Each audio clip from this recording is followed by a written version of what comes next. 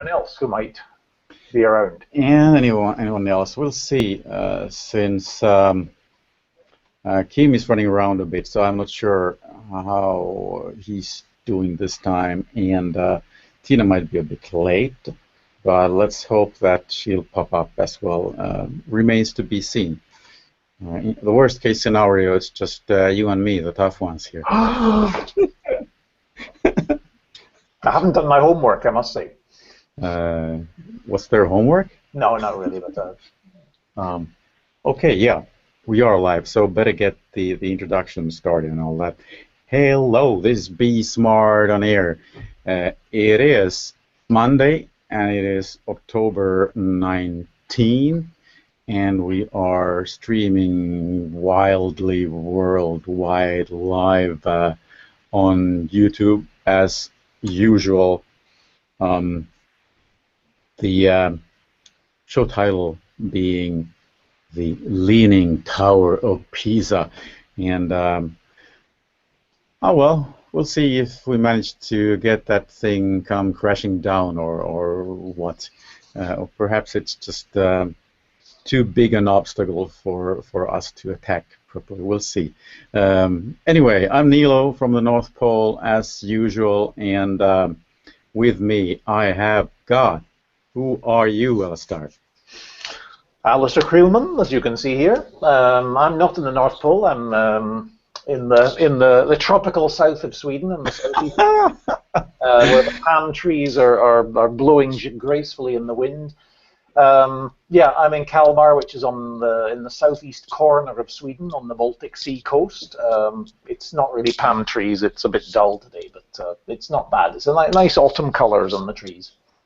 And I work sort of monitoring happenings in the e-learning scene worldwide. I blog and do social media and all that sort of stuff around that, and yeah, get out and about around the world, meeting all sorts of wonderful people in this business and discussing all these questions. So it's nice. This is another interesting arena to be involved in. Yeah, you're like globetrotting quite a bit, aren't you? Just globetrotting, but certainly I get, I spend quite a bit of time in airport departure lounges. How are the wireless connections at the airports these days? It depends, actually. I've got there are favorites and there are lesser favorites. It's funny. Some airports have got the idea and offer free Wi-Fi. And it's easy to get onto, and you just sit there and do your work. Whereas other airports have got extremely annoying Wi-Fi deals with private suppliers, which involve you having to create an account, log in, and accept the fact that they're going to continue to email you with silly adverts. And you get half an hour of free Wi-Fi. Wow. So sometimes I just realize I can't use the Wi-Fi at this airport. I'm just going to have to do something offline. I thought that most airports are offering free Wi-Fi these days. Nope. Nope, not yet. Nope. However, I guess the security aspects, that's a different story there. Oh shoot! By the way, Tina is messaging you. Haven't got an invitation. Is there a problem? If she hasn't got an invitation, we've got a problem, that's for sure. What am I going to answer to her? Yes, Tina, there is a problem. Come in as fast as possible. Hey, Alistair, did you get an email invitation from me? No. But I got the link. No, you sent me the link about an hour ago or something, and that's the link I used. But I didn't get the usual Hangout invitation automatically. Yeah, but you got an email, huh? Oh yeah, absolutely. With a magic link. Yeah, the magic link. Yes. For heaven's sake. Just hold on out there. We're just getting things organized. If someone's wondering what's going on, we are just getting things organized right now. We will get into this education thing later, perhaps. Very soon. Very soon. We have Kim as well, who's maybe not quite. He's maybe not. He looks. His face is present, but. Yeah. His face is present, and he's like roaming around. I think in the building. Might pop in.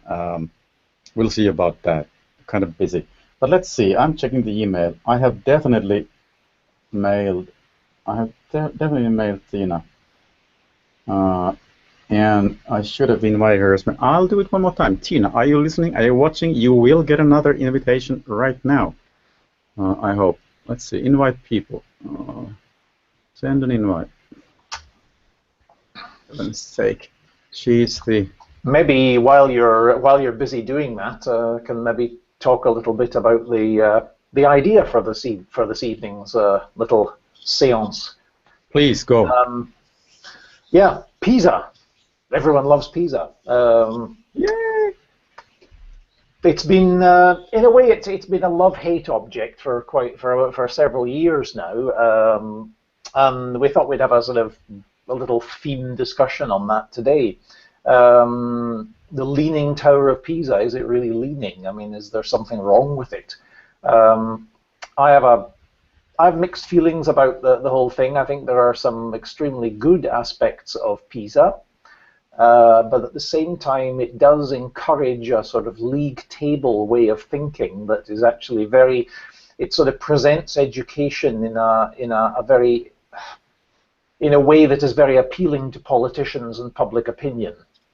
In that it basically decides who are winners and who are losers, and who's going up the charts and who's going down the charts.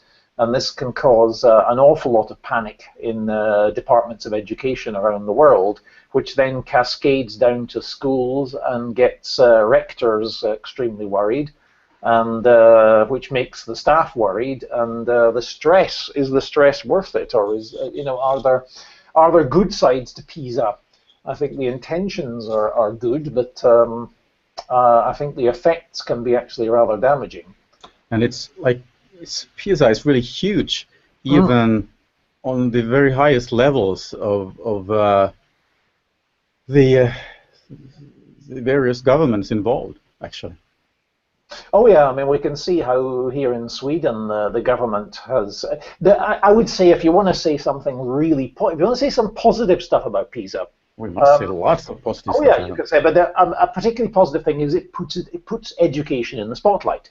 That's right. Because it frightens the life out of governments, especially Sweden, which has seen its progress on PISA sort of slowly going down and down and down.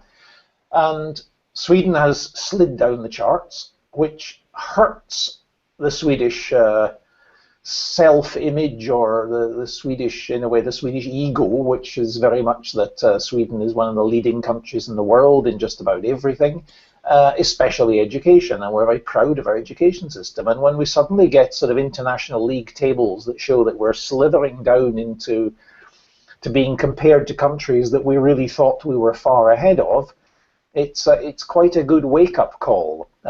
It does make us realize, wait a minute, we shouldn't just sit back and think we're wonderful at everything. And I think lots of other countries have had similar wake-up calls with PISA. And some countries get extremely pleasant surprises, and Finland has, in contrast to Sweden, has benefited a lot from PISA, to the extent that teachers and rectors and educational experts from all over the world have, for the last 3 or 4 years, been making pilgrimages to Finland to find out the reason behind their amazing success in PISA. I know that many in Finland are almost getting a little bit tired of all these study visits from all over the place, always wanting to know the secret, and I think very often there is no secret, and they're not quite sure why they've figured so highly on the PISA ratings themselves. They know they do a good job, but why is it that Finland is way up at the top and Sweden is down near the middle? The same thing if you look at the USA, a lot of soul searching there, a lot of soul searching in the UK and many other countries. So yeah, it puts it in the focus, but it causes quite a bit of panic. Absolutely. Now we have Tina with us. Yeah, hey Tina. Hello. Can you hear me? We had a problem. What was the problem? My email or yours, or what? Yeah, I don't know who to blame. If you want to blame me, I can take it. I always prefer blaming someone else, actually. So Yeah, if it's you, We blame PISA. we can blame PISA. Always blame PISA. Always blame PISA. It's a great scapegoat for everything. We were actually just talking about the positive sides of this thing. So heck, Tina. By the way, who are you? What are you doing here? We got to get things straight here. So yeah, I'm Tina. Okay, good enough. Fine, let's move on. Okay, good. Go. So just came from a very interesting teacher training thing about assessment, which is of course always interesting, and it's something besides PISA, it's something that in a way steers the way education develops, and especially teachers are very worried about it all the time. But so I'm a teacher trainer, and I'm working for the Finnish National Board of Education now, and doing a lot of things with Finnish curriculum reform. So that's my main thing. And PISA is of course very interesting. Fortunately, it hasn't had very strong effect on the curriculum yet, but we'll see. I was just saying before you came in, Tina, that there's a contrast in attitudes towards PISA. Just wait till get your headset sorted. Sorry, I'm. Oh, you hear me? You hear me? Okay. Okay. Headset and yeah. I mean, like I was saying, in Finland, you've become an object of pilgrimage for educators all over the world for the last 3 or 4 years to find out the secret of why you're top of the PISA ratings. And in Sweden, we've got the opposite problem in that we're slithering down the PISA ratings, and we're wondering what went wrong. So I mean, what's the secret? Yeah, what went wrong with what, basically? I must say that at the moment I'm really worried about the effects of PISA results in any field, and for example, I just read about UK or England that they are hiring something like 60 math teachers from Singapore to to get their math grades up in PISA tests. Well, so I think this is sort of a horrible nightmare thing, and I really hope we won't have a Singaporean school culture here in Finland. And the thing is, of course, that those who've been during the last 2 years have made best in PISA are countries like South Korea and Hong Kong and Singapore, and of course there the school culture is very, very different from Finland, and it's very different from the Nordic countries. Long school days, so they sort of school days maybe 8 hours, but then everyone studies 4 hours in the evenings. So it's like in Finland we have the world's shortest school days. Yeah. But that's what's intriguing, and we can discuss here, because how is it that, I mean, there is this problem of we start teaching the test to get better results in PISA, and we start bringing in teachers who can do that test teaching better, as you said. So how come, have you any explanation to why Finland is up there with Singapore and Shanghai and Japan and so on in the PISA ratings? It's not as high as it used to be. That's the horrible truth. Huh? And Finland, with such a completely different approach to education, still has managed to stay at the top, whereas example is Sweden, but there are many other countries with a similar approach to Finland, but they're not showing the same sort of scores. Is there any explanation?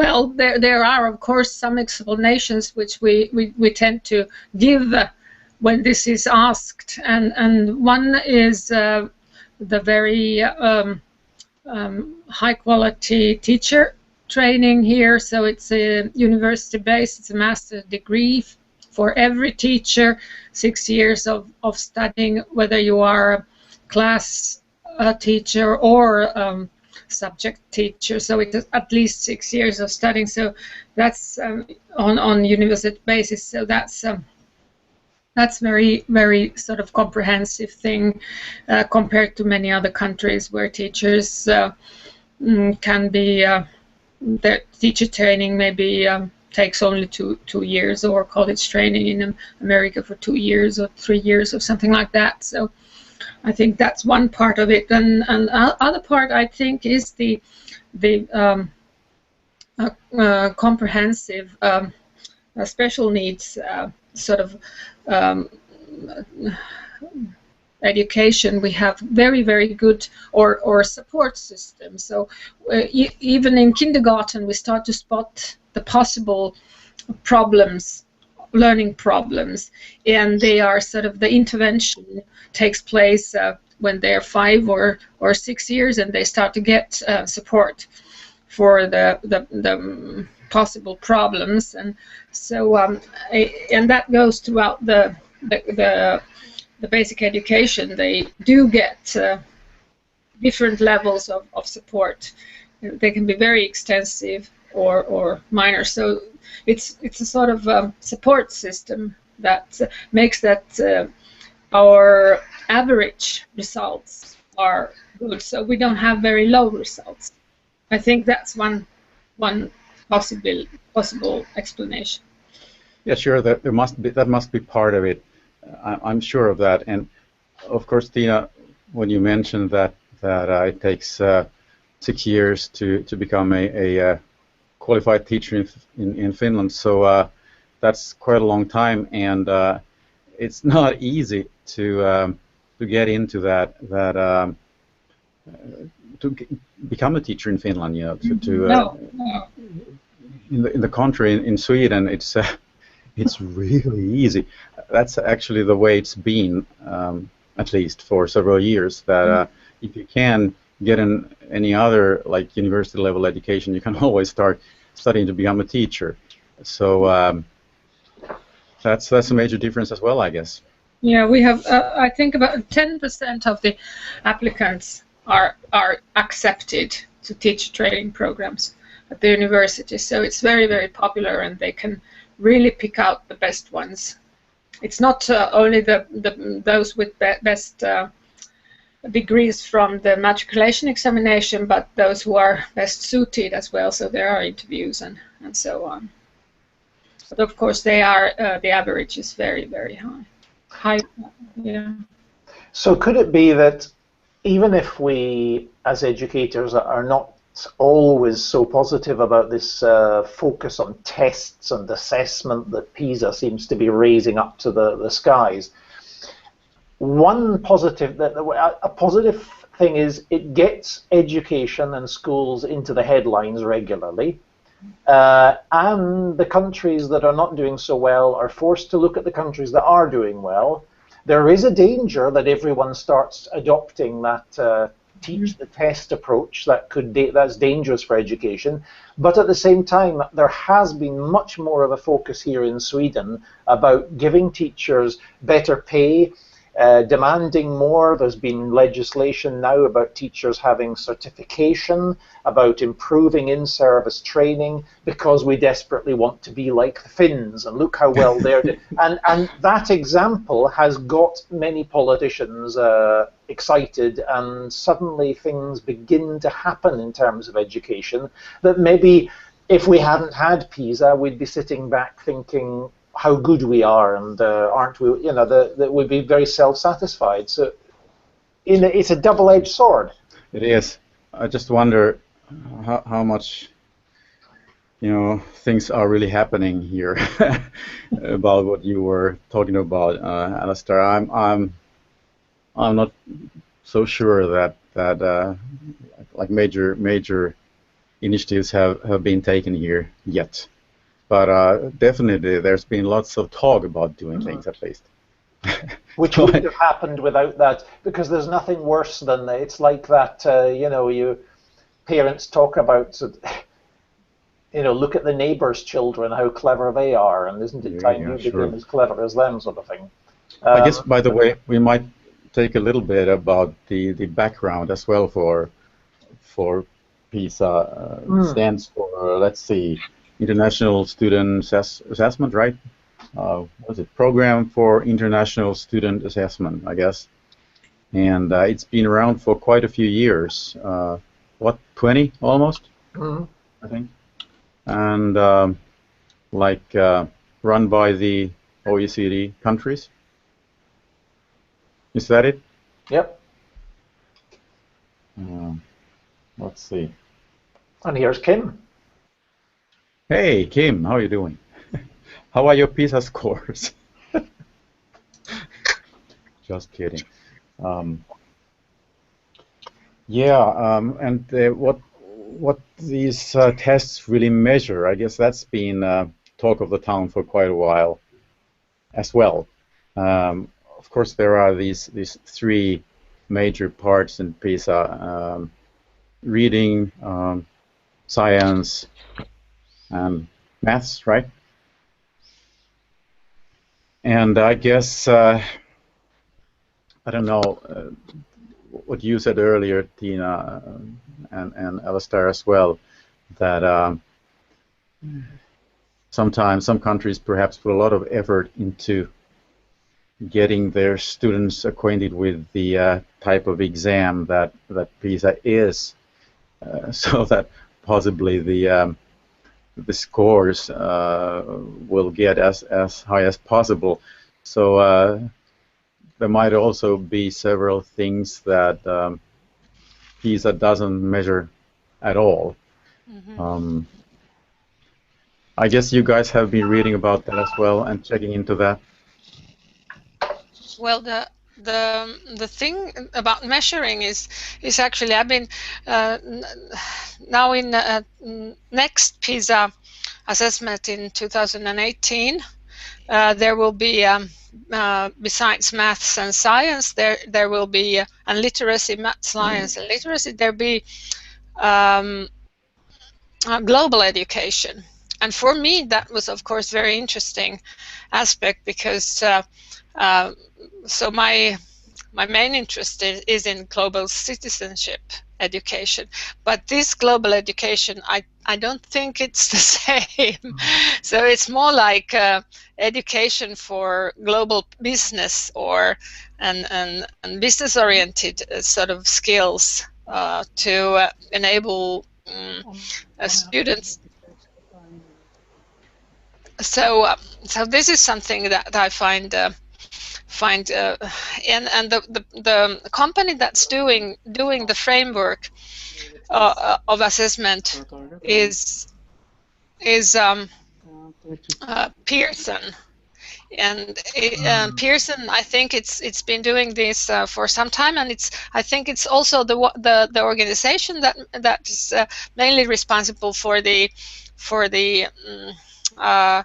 SAT tests in USA. So it's kind of a measuring the global international measuring education results measuring company, and I just start to feel that the measuring is sort of steering the whole thing to a certain direction, and I don't feel that is very good idea, that it's out of the democratic systems and independent systems of independent countries, that they are suddenly, this American company is in a way sort of affecting what or tries to influence what we're doing in Europe.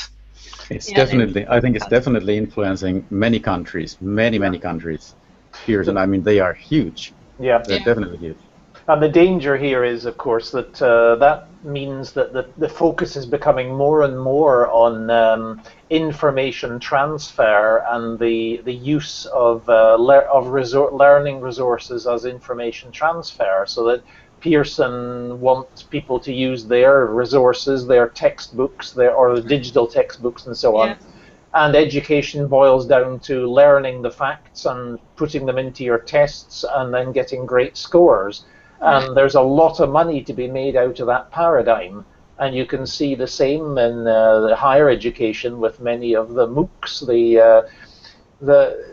Not all, but I mean some of them are very. But you know, there's a lot of Silicon Valley venture capital involved in these projects. You mean those huge online courses, right? Yeah, the large online courses. I mean, it's a complex issue, but at the same time, there's a lot of venture capital. There's a lot of Silicon Valley in it, and we have to be careful that they want to provide services. They want to make money. They want to gather data. They want to make money out of that data.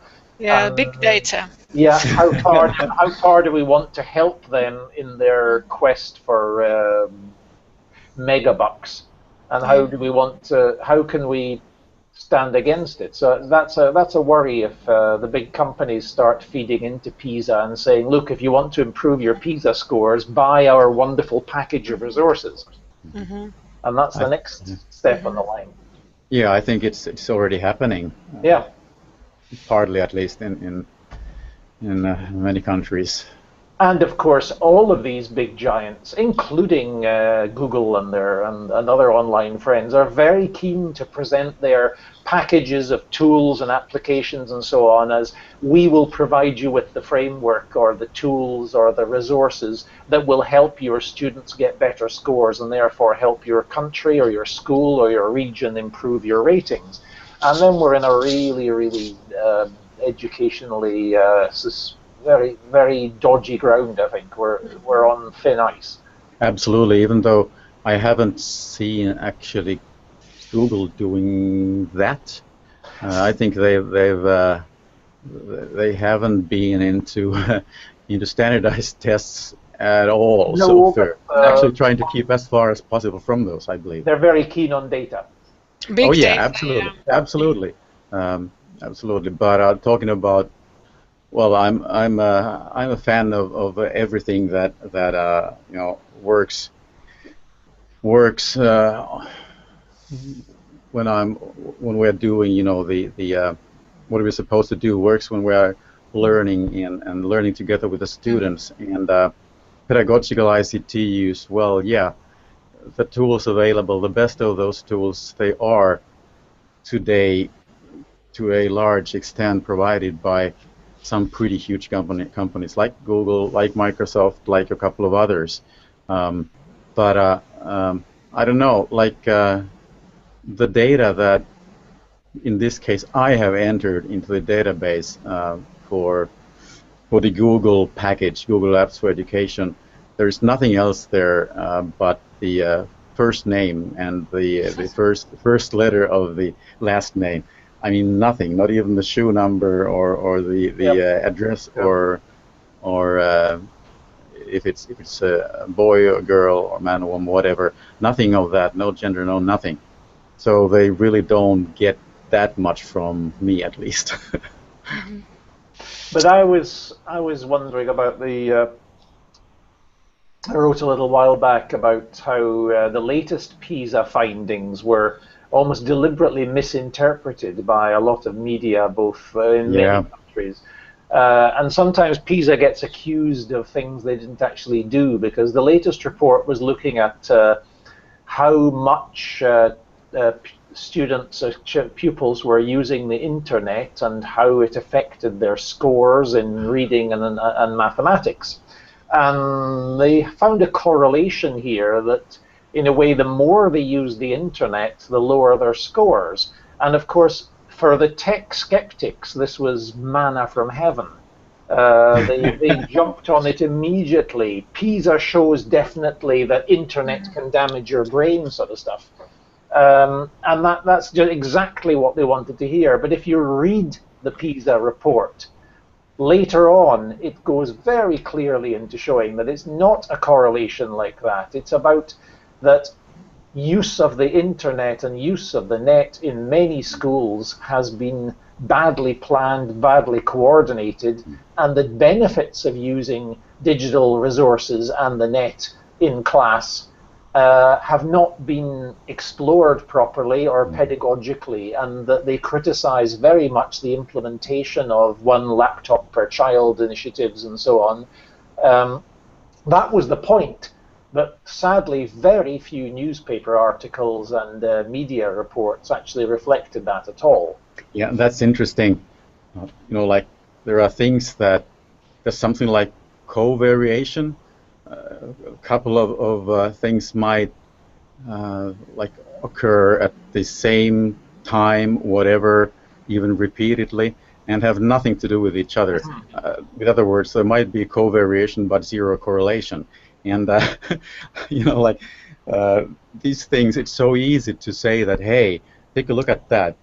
In that school, they have low scores, and hey, they have also like lots of computers, so computers must be bad. Or these guys are using internet a lot, and their PISA scores are low. Oh man, there's something really weird going on with the internet use, you know. But of course, from this kind of result, we should go on further on to asking about the pedagogically meaningful use of ICT in the classrooms. I think that the problem is there, and of course everyone knows it's been shown in various studies that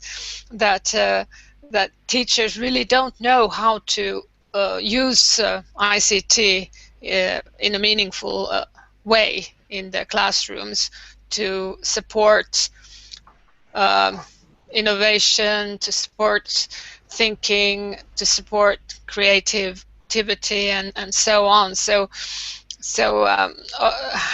of course, if you think that just sort of mechanically, if you open the computer, that's like computer enhanced learning or technology enhanced learning, that's of course ridiculous. Yeah, just like opening a book would mean that you learn something, you know. Okay, you can hold it upside down and I don't know. Or keep it under your pillow and go to sleep. That's a great thing. I haven't tried that with a laptop, by the way. Perhaps it works. We had that back in the good old days as well, because I mean people would come around doors selling encyclopedias to our parents with the argument that if you buy our fine set of 12 encyclopedias for an awful lot of money, you will guarantee your children's future because they're going to be geniuses. And so the poor parents bought these encyclopedias, put them on a shelf, and then, surprise, surprise, the children didn't open them. And there they remained on the shelf. There they remained, because there was nothing wrong with the encyclopedias. There's some great stuff in them, I'm sure. But if you don't know how to use them or what to do with them, it doesn't help at all. And it's this, you know, put a laptop or an iPad in front of kids and nothing happens at all. It just becomes an expensive plaything, unless, you know, you decide what are we going to do with it? What affordances does it have? What can it enable for us? What can it do for us? How can it give us new windows? And if that discussion isn't happening, it's a waste of money. Absolutely. I must just read one of these great headlines, by the way, that popped up in the newspapers you mentioned earlier, Alistair. LA Times had this one: the surprising thing about schools with lots of technology. And guess what the surprising thing was? I guess we've been into that. They have lower. they had amazingly low scores. I guess you know I don't know if they were talking about PISA. Most probably not. Probably standardized tests, whatever. So yeah, that's the way it is. But what are then the what do you say, folks? What are those meaningful ways of using information technology and you know, pedagogical smart ways of using IT? Oh, that's a big question. I was thinking now taking another path, so to about a meaningful way of assessing learning. So I think that the Pearson way of going towards sort of digitalized, data-based tests, it's something that that there is a danger also in that it doesn't sort of measure the kind of things we appreciate these days.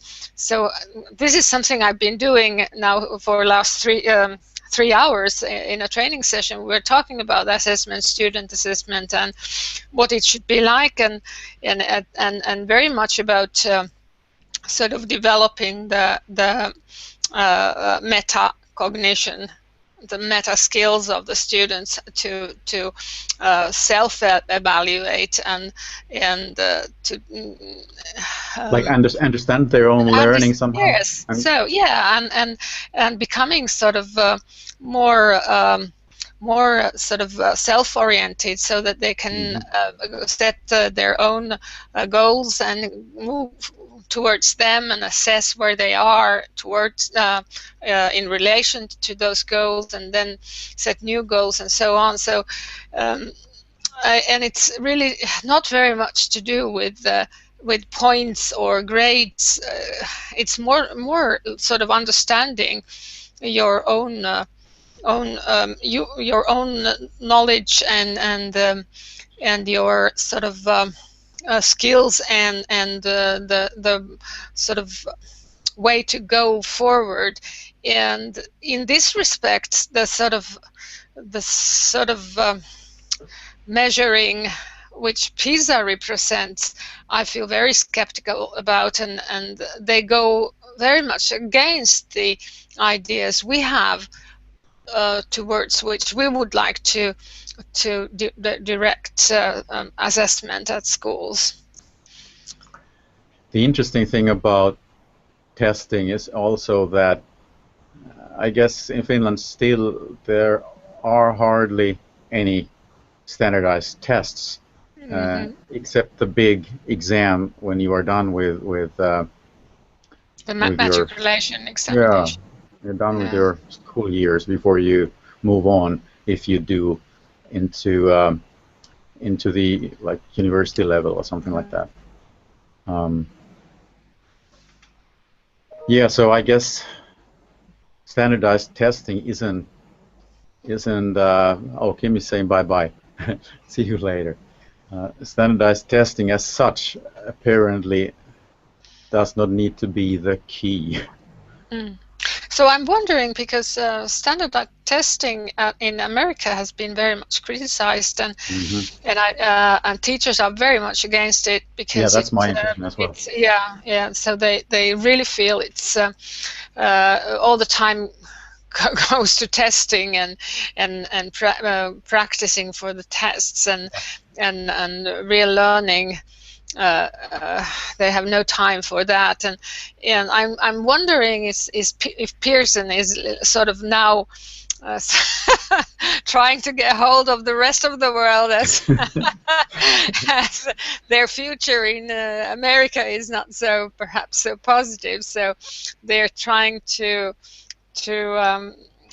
get here, and I don't know, but it just seems that it's so much against the ideas we have about developing school and developing assessment and developing skills and even the global education or global citizenship education is so much different from what Pearson understands. And I don't know if they've even talked to OECD and Pearson and have sort of understood the difference of these concepts.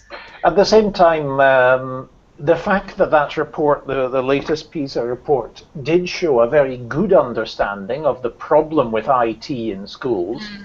I would suspect. I mean, I don't think that these are not stupid people. There are experts in there.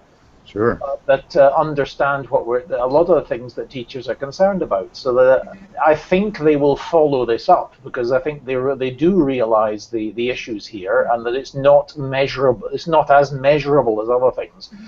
At the same time, it's quite justified to say, can we find some benchmark to judge education systems? Can we find some? I mean, there are basic facts of can the pupils read, write, and have basic mathematical skills? How well, how do they do that? How do we judge that? What we would like to see it much more nuanced. We'd like to see what digital competence, the various literacies we have today. Measuring literacies would be interesting, though how on earth do you do that? It's also the fact that we like to measure the things that are easy to measure, and so measuring, but the things that are difficult to measure are the things that we really would like to measure, but we haven't worked out a system for it. So we just continue. But at the same time, I think it's worth measuring some things, and just that basic thresholds, like, can you read? Have you got to read? Are you literate? Basic literacy must be one kind of benchmark, and either are you there, or are you up here, or are you under, and how well does a country manage with that? But once we get down to league tables between schools and countries, and that's what in a way PISA has inspired, and the dangerous arguments that this must be a good school because they've got good test results, which is a very common thing, especially in the UK. And parents then deciding to take their children away from schools with bad results and put them into other schools with good results. And the result is social segregation. We've got that in Sweden, where social segregation is increasing because parents are basically, or rich parents are making sure they go to rich schools where they will meet other rich children, and they don't want their children to end up in a poor school. Yeah, and talking about this school ranking, if you like, I mean, it's really a big thing in Sweden as well, isn't it? Every year, those rankings are published in major newspapers and in the media. And what are they based on? Well, they are based on test scores. Whatever test scores are available from schools at the end of the say compulsory education, for example. And of course, some schools their students perhaps even don't. Most of them perhaps even don't have the language skills that could make it possible for them to reach those goals in a short period of time. The same goals that in another part of the country are really easy, because perhaps say 99% of the students speak Swedish as their mother tongue, for example. In Finland, last fall, I don't remember. Perhaps it was well, anyway, one of they made a study on how the results develop during the 3 years of upper secondary education, general education in Finland, because that's the matriculation examination is the only sort of thing that measures the level of the students and the schools. But they also checked the starting sort of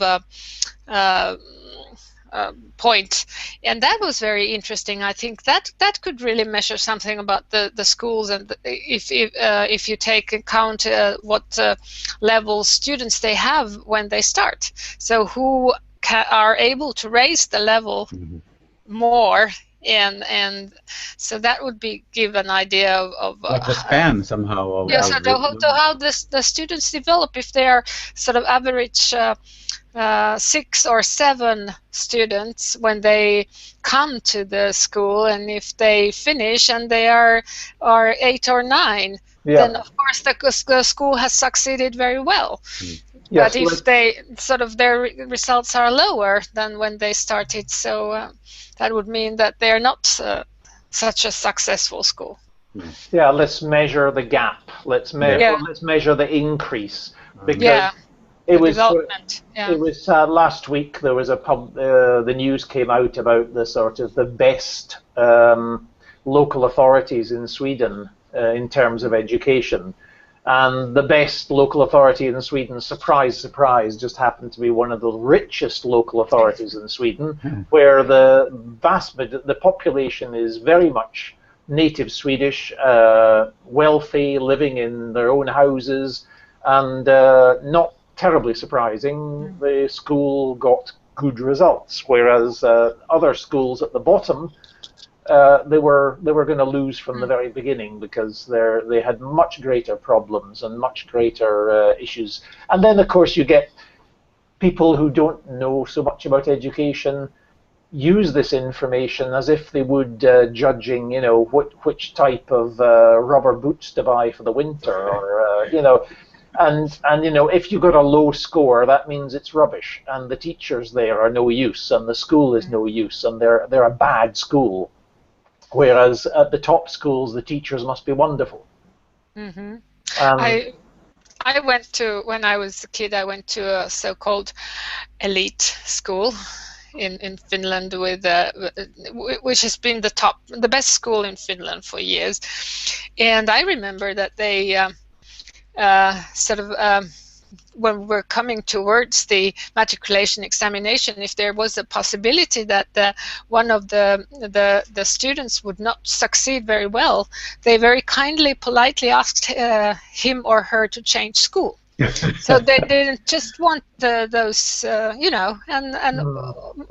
very often they did. And so that's one way of keeping up your stats high. It was pretty awful stuff. Hope that isn't the case any longer anywhere.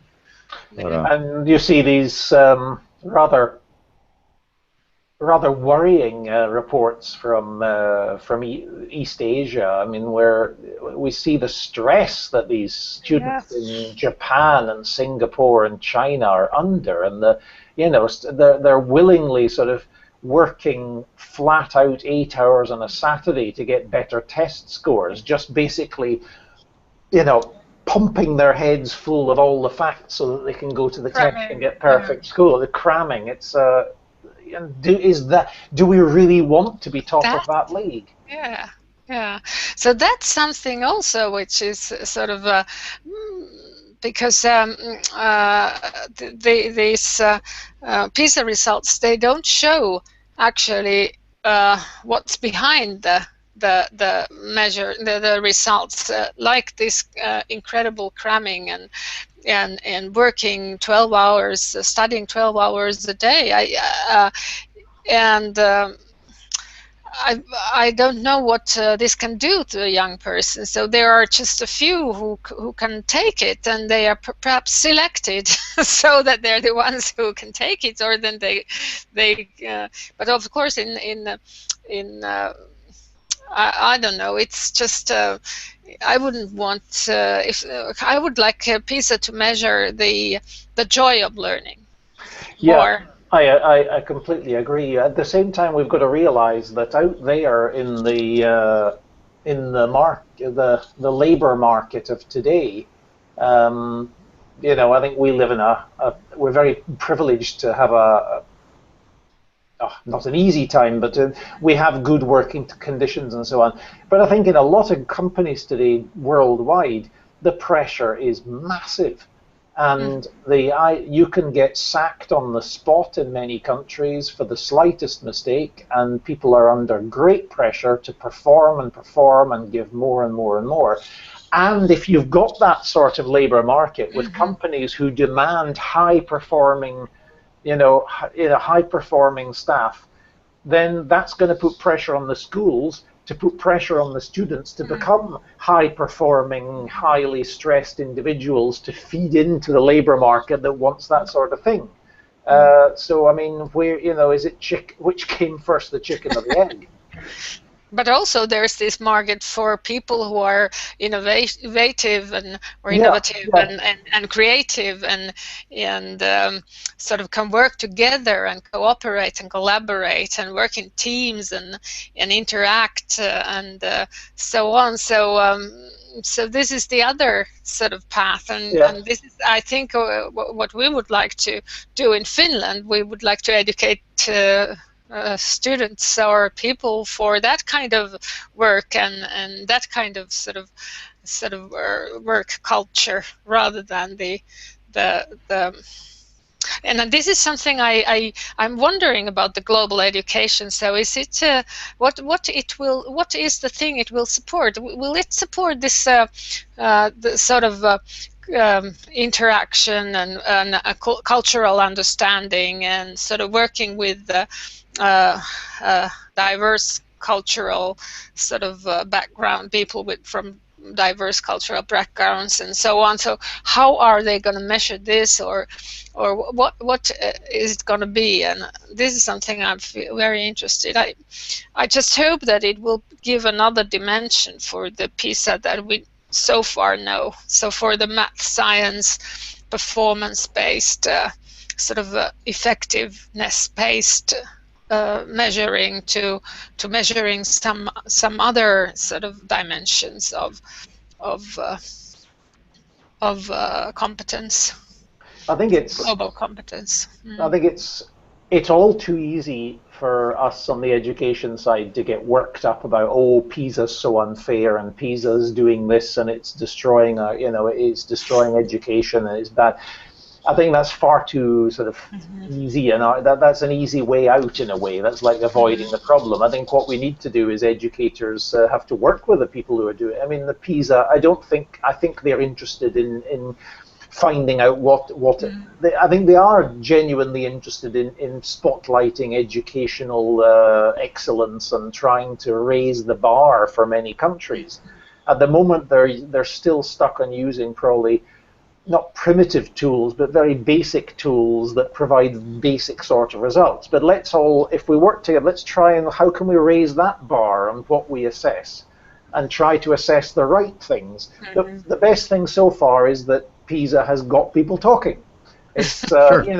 It's the same thing. I mean, I'm on the higher education side. I mean, we've been working with online learning for 15 years or more. But then along came these MOOCs and the hype around these massive open online courses. And suddenly everyone was talking about online learning as if it hadn't been invented before. We felt a bit hurt, many people, about that wait a minute, there's nothing new about this. It's just being hyped a lot. But at the same time, for the first time, people in power were talking about online learning seriously, instead of just saying, oh, it's those geeks in the corner playing with something that's not important. So that suddenly it raised the issue, and PISA's doing that here. It's getting people to talk about education, and if PISA can work to educate the people who are talking about education, as they did in that latest report. The trouble is the people don't read the report, they just read the headline. But I mean, if we could try and let's raise that bar of discussion. But wasn't there something as a platform? Wasn't there something new anyway in the whatever all of these MOOCs, massive online courses, in a way that education somehow could expand so that like many well-known universities are offering quite a few, or actually hundreds, I believe, or thousands of courses free for anyone. So in the best of worlds, the goal could be that education would kind of be set free and be available for anyone who is willing to learn, perhaps even because you are really interested in learning something, not necessarily in order to get a certificate only. This is the goal of sustainable development, UN's new sustainable development goals for 2030. Free education for all, and it's right. Not only the primary education, but it's also secondary education and ultimately higher education as well. So very interesting sort of goals they have there for education, and something that if we think of the UN goals, it's not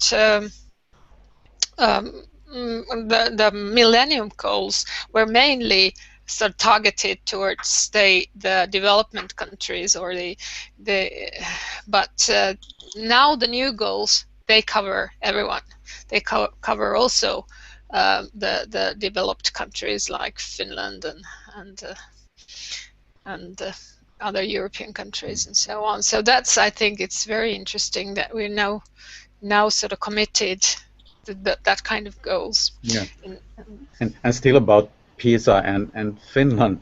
So I must say it's pretty impressive that even though the scores went down a bit for Finland in the if I got it right in the last PISA tests. So what happened? Well, you in a way, well in Finland you guys didn't take the easy way out. You know, like trying to get more maths, more reading, more everything into the curriculum, but kind of stepped away a little bit from all of this and thought about it, and the new curriculum that's in the works in Finland, I think it's not something that's been done by or called forth by panicked educators. No, something completely different. Yes, it's. I think we're on a very good path if we think of the new curriculum, core curriculum. So it's a great thing, and of course the results in Finland were very bad about how happy the students are at school. Yeah.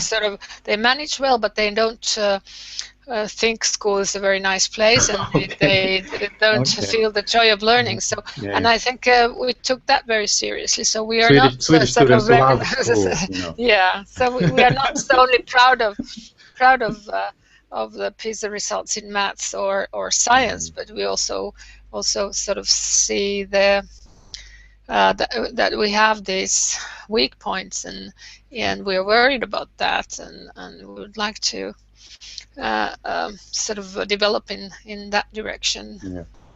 Yeah. I guess it's about time to wrap this thing up again. Amazingly, we've been at it. Guess what? 1 hour already, at least. And what did we find out now during this hour? Is the PISA tower still leaning a lot? Are we going to straighten it up a little bit, or what's going to happen? Is it going to come crashing down? I don't think it's going to come crashing down. I think we've got this is here for a fair bit of time. But let's. I don't. Maybe it's not something that is going to fall down or anything. But I think it needs to be worked on. I think we need to, as I said, raise the bar a bit and start to looking at how we can measure more sophisticated indicators rather than just the simplest indicators. But the simplest indicators in some ways are very important, as long as they're not misinterpreted. And I think we're stuck in this idea that everything's a product nowadays. Everything has to be measured, and is it good, is it bad, is it thumbs up or thumbs down? And if it's thumbs down, who's responsible? It's your fault as a teacher. It's the teacher's fault. Yeah. Like in the States, these standardized tests are in some parts of the United States, they are directly connected to the teacher's wages. How about that? Yeah, I mean, this is just madness. Madness. It's madness. But let's try to contribute together. I think, Tina is involved in that process very much in her work. But I think we'll be getting back to that several times later on in these discussions, I would say. By the way, wrapping up, next episode, when are we going to run it? November 16. What about that? Make a preliminary mark somewhere and check if it would work. I guess Mondays would be desirable from my part, at least. So something like that. But we can decide that later. Yeah. And as always, some great ideas for themes are always most welcome. And I'm still heavily into turning this thing into a regular podcast as well. So I've been working on that a little bit, and it's not like technically extremely complicated at all.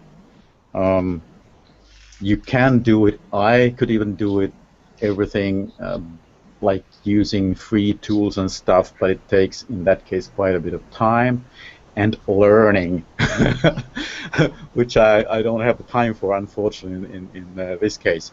So I think I'll be paying a couple of Swedish kronas for some parts of the of that podcast adventure, and we might discuss the details a bit later as well. Perhaps there even might be some ways of getting a little bit of funding for something like that. I don't know. Good. Okay. That's all for today, folks. And, that's pretty much everything for today, and it was heavy-duty stuff. Okay, great. Okay. We fixed it. Bye-bye. Yeah, thank you, guys. Take good care. Yeah. Thank you. Bye-bye. Bye-bye. Bye.